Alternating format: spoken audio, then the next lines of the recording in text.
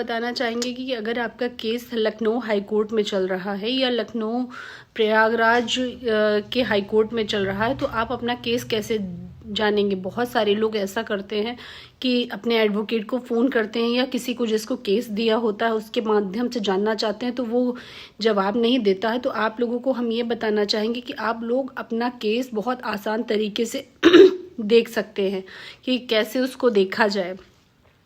तो आप गूगल पे जाएंगे, सबसे पहले डालेंगे केस स्टेटस। केस स्टेटस में आपको एक पूरी लिस्ट आ जाएगी, crime number, advocate name, case number, party name, ये सब आएगा। तो अगर आपको अपने केस का नंबर मालूम है तो पहले आप जाएंगे अपने केस का नंबर डालेंगे, फिर किस साल में वो केस दाखिल किया गया है आप वो बताएंगे, और उसके बाद वो केस कौन सा है। जैसे क्रिमिनल केस में अरेस्ट स्टे है तो आप अरेस्ट स्टे को देखेंगे, क्रिमिनल मिसलेनियस रिट पिटीशन, वो उसमें ऑप्शन आएगा।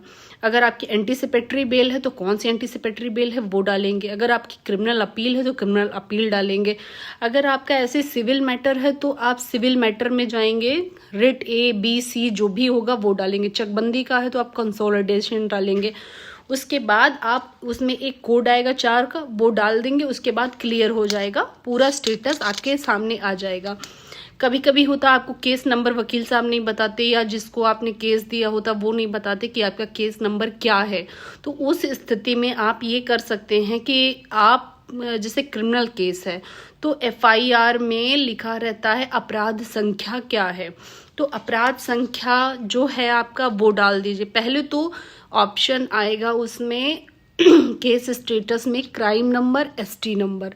क्राइम नंबर में आप ध्यान रखें, क्राइम नंबर चूज करेंगे तो आपसे पहले पूछा जाएगा कि कौन से जिले का है। मान लो आप सीतापुर का है, सीतापुर में कौन से थाने का है, जो थाना हो वो ऑप्शन में डाल दीजिए। फिर क्राइम नंबर डाल दीजिए, फिर किस सन का ये मुकदमा है वो डालना है। जैसे 2025 का है तो आप 25 डाल दो। उसके बाद 4 अंकों का एक कोड रहेगा, आप वो जैसे ही डालेंगे पूरा स्टेटस निकल के आ जाएगा।